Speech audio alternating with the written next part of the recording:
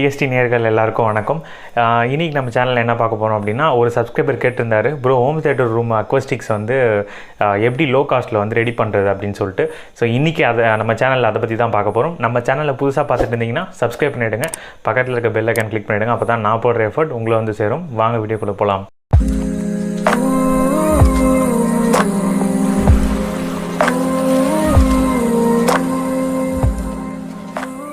Home theatre set பண்ணும்போது ஸ்பீக்கர்ஸை கவனிப்போம், ப்ரொஜெக்டரை கவனிப்போம். ரூமை வந்து நம்ம ஜெனரலாக நோட் பண்ண மாட்டோம். எல்லோரும் பண்ணுற தவறு இது தான். ரூம்ஸில் வந்து சவுண்ட் எப்படி ட்ராவல் ஆகுது அப்படின்றத ஃபஸ்ட்டு நம்ம பார்த்துருவோம். ஒரு சவுண்ட் வேவ்ஸ் வந்து சவுண்ட் ப்ரூஃபிங்க்கும் சவுண்ட் வேவ்ஸ்க்கும் என்ன ஒரு லிங்க்கு. ஸோ நம்ம என்னென்னலாம் பண்ணால் அப்படி நம்ம அக்கோஸ்டிக்ஸ் வந்து இம்ப்ரூவ் பண்ண முடியும். மெயினாக நம்ம பார்க்குற ஃபஸ்ட்டு விஷயம் வந்து, இப்போ நான் வச்சுருக்கேன் இங்கே மைக் இங்கே வந்து வச்சுருக்கேன். இப்போ நான் பேசுகிறது வந்து உங்களுக்கு நாய்ஸோடு கேட்கும், சில நேரத்தில் நாய்ஸ் இல்லாமல் கேட்கும். அது வந்து நான் எப்படி என்னோடய ரூமை வச்சுருக்கன்றதை பொறுத்து அது வந்து மாறும். அப்படி இல்லை அப்படின்னா நான் சாஃப்ட்வேரை ஏதாவது யூஸ் பண்ணி தான் நான் வந்து என்னோடய நாய்ஸை வந்து கண்ட்ரோல் பண்ணுற மாதிரி வரும். இல்லைனா உங்களுக்கு ஆம்பியன்ட் நாய்ஸ் நல்லா கிளியராக கேட்கும். அது மாதிரி நீங்கள் பார்த்துட்டு இருக்க அந்த ப்ரொஜெக்டரோட ரூமு ப்ராப்பராக நீங்கள் அக்கோஸ்டிக்ஸாக ரெடி பண்ணல அப்படின்னு சொன்னால் உங்களுக்கு நாய்ஸ் வந்து கேட்கும். அதனால் உங்களுக்கு வியூவிங் எக்ஸ்பீரியன்ஸ் கண்டிப்பாக பாதிக்கும். ஸோ 10 மெத்தட் சொல்ல போகிறேன். நீங்கள் வீட்டிலேருந்தே குறைஞ்ச செலவில் நீங்கள் வீட்டிலேருந்தே ரெடி பண்ணலாம். சவுண்ட் வேவ்ஸ் எக்கோ வந்து ரொம்ப கம்மியாகிடும் இந்த மெத்தட் யூஸ் பண்ணி நீங்கள் பண்ணுங்கள். இதுக்கு நீங்கள் அவ்வளோ காசுலாம் ஒன்றும் ஒரு ஸ்டூடியோ செட்டப் பண்ணுற அளவுக்கு நீங்கள் வந்து செலவு பண்ண வேண்டிய அவசியமே கிடையாது. ரொம்ப குறைஞ்ச செலவில் நீங்கள் வீட்டிலேருந்தே பண்ணலாம். ஸோ எப்படி பண்ணலாம் அப்படின்றது 10 விஷயத்தில் ஃபஸ்ட்டு விஷயம் வந்து நீங்கள் என்ன கவனிக்கணும் அப்படின்னா, உங்களோட புக் கேஸ், லார்ஜ் புக் கேஸை வந்து அடுக்கி வைக்கிறது. ஸோ புக் கேஸ் அப்படின்னு என்ன ப்ரோ அது? நார்மலாக நம்ம புக்கை அடுக்கி வைக்கிறதுக்கு ஒரு உட்டன் டேபிள் வந்து யூஸ் பண்ணுவோம். ஸோ அந்த டேபிளில் வந்து இருக்கிற ரோஸ் எல்லாத்தையும் ஃபில் பண்ணிவிடுங்க. ஃபில் பண்ணிவிட்டு ப்ரோ எங்கே வேணாலும் வைக்கலாமா அப்படின்னா, நீங்கள் எங்கே வந்து ப்ரொஜெக்டர் ஸ்க்ரீன் வச்சுருக்கீங்களோ அதுக்கு எக்ஸாக்ட் ஆப்போசிட்டில் இருக்கிற வால், அதாவது எக்ஸாக்ட் ஆப்போசிட்டில் இருக்க வாலில் போயிட்டு நீங்கள் வச்சுருங்க. புக் ஷெல்ஃப் வந்து காலியாக வச்சிடாதீங்க. புக் ஷெல்ஃப்ஸை வந்து ஃபுல்லாக புக்கெல்லாம் அடுக்கி வச்சுட்டிங்க அப்படின்னா, இந்த புக்ஸுக்கு என்ன ஒரு கெப்பாசிட்டி இருக்குன்னா, இது சவுண்ட் வேவ்ஸை ஃபுல்லாத்தையும் அப்சர்வ் பண்ணிப்போம். நான் இப்போ பண்ணுற இந்த மெத்தட்ஸ் எல்லாமே என்ன பண்ணோம் அப்படின்னா, சவுண்ட்ஸை வந்து திருப்பியும் வந்து நமக்கு ரிஃப்ளெக்ட் பண்ணாது. அதாவது நம்ம செவுத்தில் பட்டு திரும்பவும் அது வராது. அந்த மாதிரி வரும் பட்சத்தில் நமக்கு வந்து எக்கோ கேட்கும். நம்மளோட வியூவிங் எக்ஸ்பீரியன்ஸ் வந்து அந்த அளவுக்கு இருக்காது. டால்பியே நீங்கள் வச்சுருந்தாலும் உங்களுக்கு வந்து ப்ராப்ளமாக இருக்கும். சவுண்ட் ப்ரூஃபிங் வந்து எதுக்கு பண்ணணும் ப்ரோ? நான் நல்லா தான் பார்த்துட்ருக்கேன், ஆல்ரெடி எனக்கு நல்லா தான் இருக்குது அப்படின்னு. ஏன்னா மைன்யூட் டிஃப்ரென்ஸ் வந்து நிறைய பேர் நோட் பண்ண மாட்டீங்க. சில பேருக்கு அது ஆல்ரெடி தெரிஞ்சிருக்கும். ஸோ அந்த சப்ஸ்கிரைபர் கேட்டிருந்ததுக்காக தான் இந்த வீடியோ பிரத்யேகமாக ரெடி பண்ணேன். அவருக்கு வந்து லோ காஸ்ட்டில் எப்படி செட் பண்ணலாம் அப்படின்ட்டு ஒரு ஐடியா வந்திருக்கு. இந்த மாதிரி எல்லாருக்குமே வந்து தோணுமா அப்படின்னா கிடையாது. நம்ம வந்து ஆல்ரெடி பார்த்துட்டு இருக்க ப்ரொஜெக்ட் நல்லா தான் இருக்குது ப்ரோ, நான் எதுக்கு வந்து அக்வஸ்டிக்ஸை கவனிக்கணும் அப்படின்றவங்களுக்கு நீங்கள் சேஞ்ச் பண்ணி பாருங்கள். இது வந்து ரொம்ப அதுக்குன்ட்டு மெனக்கெடணும், நீங்கள் ஒரு ஸ்டூடியோ செட் பண்ணுற மாதிரி செலவு பண்ணணும் அப்படின்ட்டுலாம் கிடையாது. ஈஸியாக நீங்கள் வந்து ரெடி பண்ணலாம். புக் ஷெல்ஃப் வந்து எப்படி ப்ரோ சவுண்ட் வேவ்ஸ் வந்து அப்சர்வ் பண்ணணுன்னா, நீங்கள் அடுக்கி வச்சுருக்க அந்த புக் ஷெல்ஃபில் இருக்கிற ரோஸ் ஃபுல்லாகவே பேக்டாக, ஒரு இடம் கூட காலி இல்லாமல் எந்த அளவுக்கு ஃபில் பண்ண முடியுமோ அந்த அளவுக்கு ஃபில் பண்ணி வச்சுருங்க. இந்த சவுண்ட் வேவ்ஸ் போயிட்டு அந்த புக் ஷெல்ஃபில் பட்டு திரும்பியும் வந்து ரிஃப்ளெக்ட் பண்ணாது. அதை அப்படியே பிடிச்சி வச்சுக்கும் அந்த சவுண்ட் வேவை. ஸோ ப்ரொஜெக்டர் ஸ்பீக்கர்ஸ்லேருந்து வெளியே வர சவுண்ட் வேவ் திருப்பியும் அதே ஸ்பீக்கர்ஸ்க்கு திரும்பியும் போகக்கூடாது அப்படின்றதுக்காக தான் இந்த மெத்தட்ஸ்லாம் நம்ம யூஸ் பண்ணுறோம். ஸோ மொதல் விஷயம், நீங்கள் புக் ஷெல்ஃபை வந்து பின்னாடி ப்ரொஜெக்டர் ஸ்க்ரீனுக்கு எக்ஸாக்ட் ஆப்போசிட் வாலில் அடுக்கி வச்சுருங்க. ஸோ ரெண்டாவது விஷயம் நம்ம என்ன கவனிக்கணும் அப்படின்னா, ஹெவி ஃபர்னிச்சர். ஸோ ஃபர்னிச்சர் வந்து முடிஞ்ச அளவுக்கு ரூமை வந்து காலியாக வச்சிடாதீங்க. ரூமை வந்து ஃபுல்லாகவே பேக் பண்ணி வைங்க. எந்த அளவுக்கு ஃபர்னிச்சர் வந்து போட முடியுமோ அந்த அளவுக்கு போட்டு வைங்க. ப்ரோ எங்கே வேணாலும் போடலாமா? சோஃபா செட்டாக இருக்கட்டும், இல்லை டேபிள்ஸாக இருக்கட்டும். ஸோ இந்த மாதிரி ஃபர்னிச்சர்ஸ், வுட் ஃபர்னிச்சர்ஸ் எல்லாம் வந்து நான் எங்கே ப்ரோ போடணும், எங்கே போட்டால் ஆப்டாக இருக்கும், எங்கே வேணாலும் போடலாமா அப்படின்னா கிடையாது. நீங்கள் நடுவில் போட்டிங்கன்னா உங்களுக்கு எந்த எஃபெக்ட்டுமே இருக்காது. ஏன்னா சவுண்டு போயிட்டு ஒரு வால்ஸில் பட்டு தான் உங்களுக்கு வந்து ரிஃப்ளெக்ட் ஆகும். சவுண்ட் வேவ்ஸ் வந்து ஒரு செகண்டுக்கு 1200 ஃபீட் வந்து போயிட்டு வந்துடும். ஸோ அதை நம்மளால் அதை நோட் பண்ணவே முடியாது. அந்த அளவுக்கு ரொம்ப ஃபாஸ்ட்டாக சவுண்ட் வேவ்ஸ் ட்ராவல் ஆகிறதுனால சீக்கிரமாக நம்ம எந்த அளவுக்கு கேப்சர் பண்ண முடியுமோ அந்த அளவுக்கு கேப்சர் பண்ணி வச்சு, நிறைய யூடியூபரை நீங்கள் வந்து பார்த்துருப்பீங்க, ஃபோம் போர்டெலாம் நிறைய அக்கோஸ்டிக் ஃபோம்ஸ்லாம் யூஸ் பண்ணியிருப்பாங்க. அது எதுக்கு? இப்போ நீங்கள் பேசிகிட்டு இருக்க அந்த மைக்கை வந்து இந்த மைக்லேருந்து வர அந்த சவுண்ட் வேவ்ஸ் வந்து எனக்கு எதிர்க்க வந்து இருக்க ஆப்ஜெக்டில் பட்டு திருப்பி என்கிட்டே வரும். கேட்குற அந்த ஆடியோ எக்ஸ்பீரியன்ஸ் வந்து சுத்தமாக நல்லா இருக்காது. இதுக்காக தான் வந்து நம்ம அக்கோஸ்டிக்ஸ் வந்து ரொம்ப கவனிக்கணும். ரெண்டாவது விஷயம், ஃபர்னிச்சர்ஸ் எல்லாமே ரூம் ஃபுல்லாகவே ஃபில் பண்ணி வச்சுருங்க. நடுவில் வந்து ஃபில் பண்ணாதீங்க. ரூமோட எண்டில் வந்து நீங்கள் ஃபர்னிச்சர் வந்து ஹெவியான ஃபர்னிச்சர்ஸ் எதாவது இருந்துச்சுன்னா அதை வந்து நீங்கள் எப்படியும் உட்காந்து பார்க்க போகிறீங்க. அந்த உட்கார அந்த சோஃபாவை வந்து கொஞ்சம் பேக்கில் வச்சு, ப்ரொஜெக்டர் ஸ்க்ரீன்லேருந்து கொஞ்சம் பேக்கில் வச்சு நீங்கள் பார்த்தீங்கன்னா உங்களோட அக்கோஸ்டிக்ஸ் வந்து இம்ப்ரூவ் ஆகும். இது ரெண்டாவது விஷயம். இதுக்கு வந்து நீங்கள் எந்த செலவும் இல்லை, ஆல்ரெடி இருக்க ஃபர்னிச்சரை நீங்கள் போட்டு நீங்கள் வந்து பார்க்க போகிறீங்க. இது ரெண்டாவது விஷயம். மூணாவது விஷயம், நீங்கள் என்ன பண்ணணும் அப்படின்னா, உங்கள் வால் எல்லாமே டெக்கரேட் பண்ணி, உங்களுக்கு எது பிடிக்குதோ அந்த மாதிரி ஏதாவது டெக்கரேட்டிவ் ஐட்டம்ஸ் இருந்துச்சுன்னா நீங்கள் வந்து அதை வந்து உங்களோட வாலில் வந்து வச்சுருங்க. டெக்கரேட்டிவ் ஐட்டம்ஸ் வைக்கிறதுனால அந்த டெக்கரேட்டிவ் ஐட்டம்ஸே பாதி சவுண்டை வந்து அப்சர்வ் பண்ணிவிடும், உங்களுக்கு திருப்பி வந்து ரிஃப்ளெக்ட் ஆகாது. இது வந்து நீங்கள் பார்க்குற மூணாவது விஷயம். நாலாவது விஷயம், எப்படி ப்ரோ வந்து சவுண்ட் அக்கோஸ்டிக்ஸை வந்து ஹோம் தியேட்டரில் இம்ப்ரூவ் பண்ணலாம் அப்படின்னா, சவுண்ட் ப்ரூஃப் ஏர். ஸோ என்ன ப்ரோ இது சவுண்ட் ப்ரூஃப் ஏரை வந்து எப்படி சவுண்ட் ப்ரூஃப் பண்ணுறது? ஆமாம், உண்மையாலே நீங்கள் ஏரில் தான் நம்ம எழுப்புகிற அந்த ஒலி சவுண்டு வந்து போயிட்டு வைப்ரேட் ஆகுது. அந்த வைப்ரேட் ஆகிறது தான் நம்ம காதில் இருக்க ரிசப்டர்ஸ் வந்து ரிசீவ் பண்ணி நம்ம பிரெயினுக்கு சிக்னல் அனுப்புது. இப்படி தான் நம்ம ஒரு ஒருத்தரையும் வந்து சவுண்ட் வேவ்ஸை வந்து ஐடென்டிஃபை பண்ணுறோம். இந்த மாதிரி இருக்கும்போது நீங்கள் நல்லா கவனித்து பாருங்கள். சில பேர் பஸ்ஸில் ட்ராவல் பண்ணிகிட்டு இருப்பாங்க, சில பேர் வந்து நல்லா ஃபேனை வந்து போட்டிருப்பாங்க. இந்த ஒயிட் நாய்ஸ்ன்னு சொல்லிட்டு கேள்விப்பட்டிருப்பீங்க. என்ன ப்ரோ கலர் ப்ரொஜெக்டர் தான் கேள்விப்பட்டிருக்கேன், நாய்ஸ்லேயே வந்து ஒயிட் கலர்லாம் சொல்கிறீங்க. ஒயிட் நாய்ஸ் இருக்குது, ரெட் நாய்ஸ் இருக்குது, பிங்க் நாய்ஸ் இருக்குது, எல்லா நாய்ஸும் இருக்குது. இந்த நாய்ஸ் எல்லாம் வந்து என்ன பண்ணலாம், நம்ம இந்த நாய்ஸ் முதல்ல என்னன்றதை பார்த்துருவோம். இந்த ஒயிட் நாய்ஸ்ன்னு நான் மென்ஷன் பண்ணுறது வந்து equal amount of sound frequency வந்து உங்களுக்கு வெளியே வரும். அந்த வெளியே வர ஸ்பெக்ட்ரமில் இருக்கிற இந்த ஃப்ரீக்வன்சியை தான் இவங்க ஒயிட் நாய்ஸ்ன்னு சொல்லிட்டு சொல்கிறாங்க. இந்த ஒயிட் நாய்ஸ் எப்படி ப்ரோ நம்ம அப்ளிகேஷன்ஸ் ஓரியன்டாக நம்ம எப்படி கம்பேர் பண்ணுறது அப்படின்னா, நீங்கள் ஒயிட் நாய்ஸ் வந்து ஜென்ரேட் பண்ணுற டிவைஸ் வந்து நம்ம வீட்டில் ஆல்ரெடி ரொம்ப நாளாகவே இருக்குது. என்ன ப்ரோ சொல்கிறீங்கன்னா, ஆமாம், நீங்கள் யூஸ் பண்ணுற ஃபேனே ஒயிட் நாய்ஸை வந்து ஜென்ரேட் பண்ணும். சில பேர் அதனால தான் நான் சொல்லிகிட்டு இருப்பேன், பஸ்ஸில் போகும்போது நல்ல பஸ்ஸு வேகமாக போயிட்டு இருக்கும்போது நல்லா தூங்குவாங்க. அது எங்கேயாவது டிராஃபிக்கில் நின்னாலோ இல்லை எங்கேயாவது சாப்பாடுக்கு நிறுத்தினாலும் உடனே முழிப்பு வந்துடும். ஸோ இமீடியட்டாக அது என்னென்னா, நம்மளோட ரிசப்டார் வந்து பழகிடுச்சு இந்த ஒயிட் நாய்ஸ், அதாவது சுற்றி இருக்க நாய்ஸ் எல்லாமே வந்து கேன்சல் நம்மளோட அந்த பஸ்ஸு சவுண்ட் நம்ம கேட்டு கேட்டு பழகிருக்கும். ஸோ அந்த மாதிரி சில பேருக்கு வந்து ஃபேன் நிறுத்தினா தூக்கம் வந்துடும். ஸோ அந்த மாதிரி பழக்கம் நம்ம ஏற்படுத்துகிற அந்த நாய்ஸ் வந்து பேபி ஸ்லீப்ஸ் கூட ஹெல்ப் பண்ணுமா, ஆராய்ச்சியில் சொல்லியிருக்காங்க. நான் என்ன சஜஸ்ட் பண்ணுவேன், நீங்கள் ஒயிட் நாய்ஸ்க்கு நீங்கள் வந்து உங்களோட ரூமில் வந்து செல்ஃபோனில் வந்து ஒரு ஆப் இருக்குது, ஒயிட் நாய்ஸ் ஜென்ரேட்டுன்னு சொல்லிட்டு. இந்த ஆப்பை நீங்கள் இன்ஸ்டால் பண்ணிங்கன்னா போதும், அதுவே வந்து ஒயிட் நாய்ஸை வந்து ஜென்ரேட் பண்ணிவிடும். இந்த ஒயிட் நாய்ஸ் என்ன பண்ணும், இதனால் எனக்கு என்ன யூஸ் ப்ரோ அப்படின்னு கேட்குறவங்களுக்கு, இந்த ஒயிட் நாய்ஸ் நீங்கள் ஜென்ரேட் பண்ணுற ஒயிட் நாய்ஸ் வந்து வெளியிலேருந்து வர அந்த நாய்ஸ் எல்லாத்தையும் வந்து கட் பண்ணி விட்டுரும். நீங்கள் வேணால் அதை பயன்படுத்தி பாருங்கள், உங்களுக்கு நல்ல டிஃப்ரென்ஸ் தெரியும். சாரி, ஆப்லாம் எனக்கு வந்து வேணாம் ப்ரோ, நான் கொஞ்சம் என்கிட்ட பணம் நிறைய இருக்குது, கொஞ்சம் நல்ல டிவைஸாக சொல்லுங்கள் அப்படின்னா, ஒயிட் நாய்ஸ் ஜென்ரேட்டிங் டிவைஸ் வந்து உங்களுக்கு அமேசானில் இருக்குது. ஒயிட் நாய்ஸ் ஜென்ரேட்டிங் மிஷின் சொல்லிட்டு நீங்கள் டைப் பண்ணிங்கன்னா உங்களுக்கு வரும். டிஸ்கிரிப்ஷனில் வந்து லிங்க் கொடுக்குறேன். ஸோ நீங்கள் அதில் போய்ட்டு பர்ச்சேஸ் பண்ணிக்கோ உங்களுக்கு பிடிச்சிருந்ததுன்னா.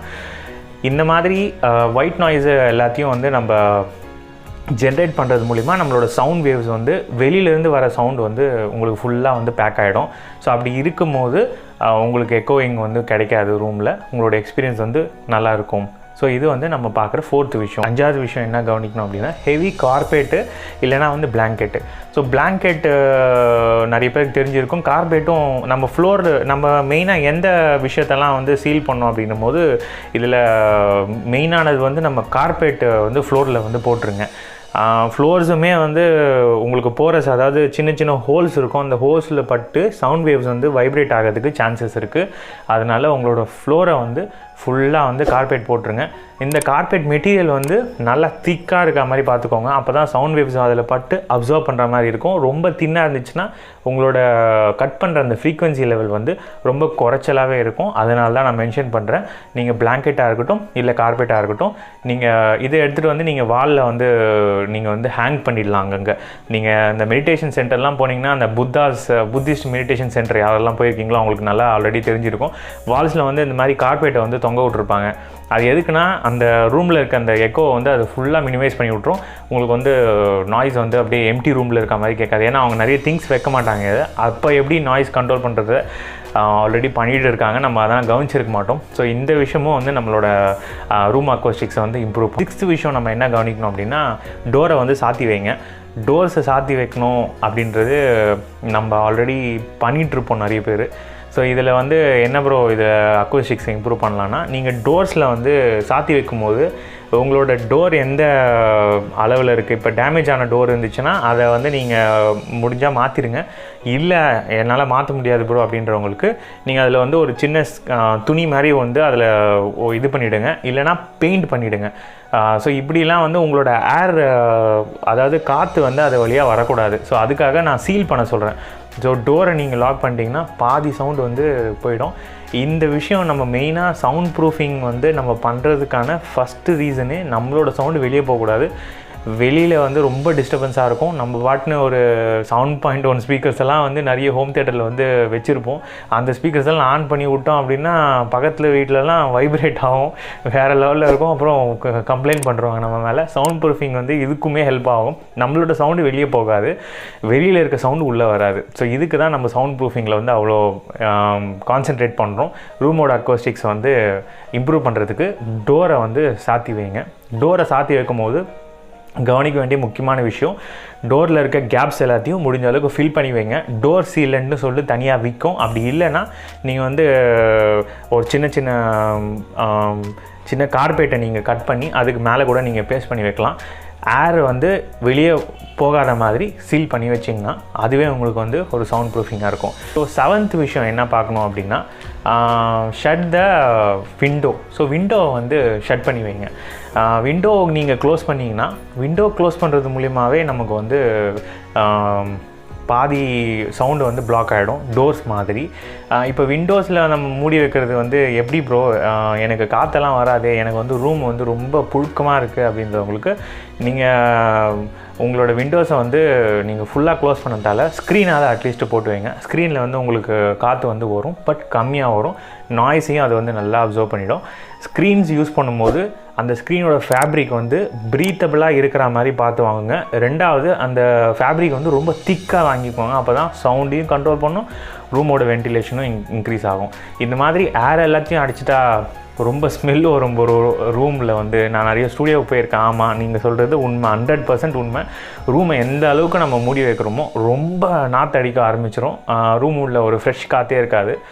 நீங்கள் அதனால தான் உங்களுக்கு மென்ஷன் பண்ணி சொல்கிறேன், நீங்கள் பார்த்து வென்டிலேஷனையும் கவனிங்க. அதில் வென்டிலேஷனை பாதிக்காத மாதிரி உங்களோட விண்டோஸையும் வந்து ப்ராப்பராக ஸ்க்ரீன் போட்டு மூடிடுங்க. நீங்கள் க்ளோஸ் பண்ண வேண்டிய அவசியம் கிடையாது.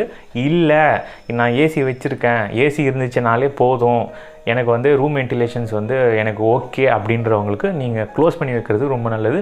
க்ளோஸ் பண்ணி வச்சாலுமே இந்த சவுண்டுன்ற ஒரு விஷயம் எப்படியும் வந்துடும். பக்கத்துலேருந்து யாராவது ஏதாவது ஒரு சாங்ஸ் போட்டாங்கன்னா அது வந்து கேப்பில் வந்துடும். உங்களோட ரூமை வந்து ரீஆர்கிடெக்ட் புதுசாக வந்து கட்ட போகிறவங்களுக்கு நீங்கள் வந்து இன்சுலேஷன் வந்து வுட்டில் வந்து பண்ணி வைங்க. 3 லேயர் 2 லேயர் வந்து நான் ரெக்கமெண்ட் பண்ணுறேன். ஒரு லேயரில் நீங்கள் வச்சுருந்தீங்கன்னா கண்டிப்பாக சவுண்டை வந்து அதை வந்து அப்சர்வ் பண்ணாது. அது தடுக்கக்கூடிய கெப்பாசிட்டி வந்து இன்க்ரீஸ் பண்ணுறதுக்கு 2 லேயராக நீங்கள் வந்து பேனல் வைங்க. இல்லை 3 லேயர் வச்சாலும் இன்னும் நல்லது. ரொம்ப சவுண்ட்ஸ் வந்து அப்படியே அப்சர்வ் பண்ணிவிடும். உங்களுக்கு இம்ப்ரூவ்மெண்ட் வந்து நல்லா தெரியும். 8வது விஷயம் என்ன நம்ம கவனிக்கணும் அப்படின்னா, sound absorber wallpaper. So wallpaper வந்து நீங்கள் விற்கிது அமேசானில். நீங்கள் வந்து சவுண்ட் அப்சார்பர் வால்பேப்பர்னு சொல்லிட்டு நீங்கள் சர்ச் பண்ணுங்கள், உங்களுக்கு வரும். இது வந்து ரொம்ப காஸ்ட்லிலாம் கிடையாது, சீப்பு தான், உங்களால் அஃபோர்ட் பண்ண முடியும். இந்த மாதிரி வால்பேப்பர்ஸையும் நீங்கள் வந்து யூஸ் பண்ணலாம்.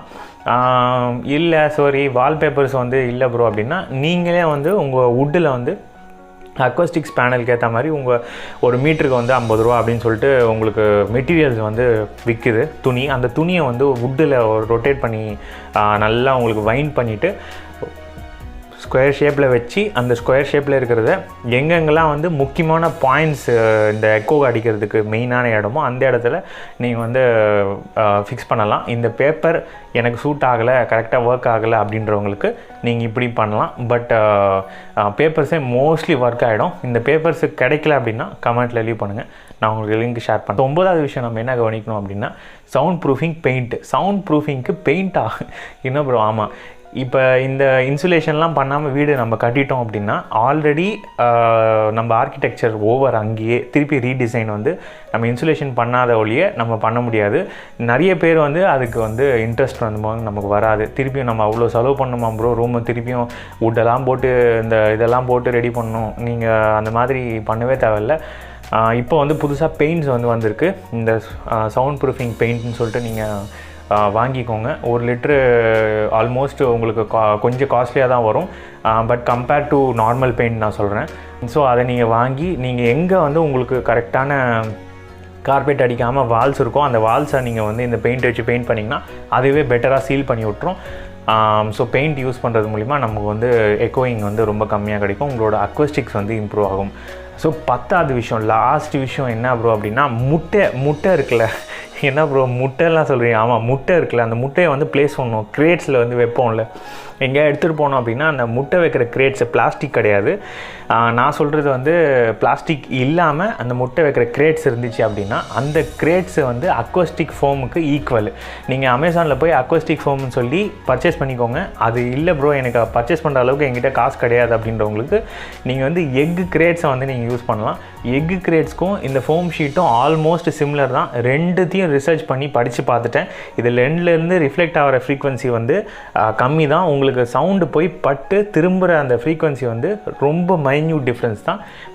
அஃபோர்ட் பண்ண முடிஞ்சதுன்னா நீங்கள் வந்து ஃபோம் ஷீட்டை வாங்கிக்கலாம். அப்படி இல்லைன்னா நீங்கள் எக் கிரேட்ஸ் யூஸ் பண்ணலாம். முட்டை வைக்கிற அந்த எக் கிரேட்ஸே போதும், பாதி சவுண்ட் ப்ரூஃபிங் வந்துடும். நிறைய பேர் யூடியூபரும் இதை பார்த்துட்ருப்பீங்க. ஸோ உங்களுக்கு வந்து ஃபோம் என்னால் அக்கோஸ்டிக் ஃபோம் போர்டு வாங்க முடியாது, அது வந்து ஸ்கொயர் ஷேப்பில் உங்களுக்கு வந்து ஒரு 8-9 நிறைய யூடியூபர் வச்சுருப்பாங்க.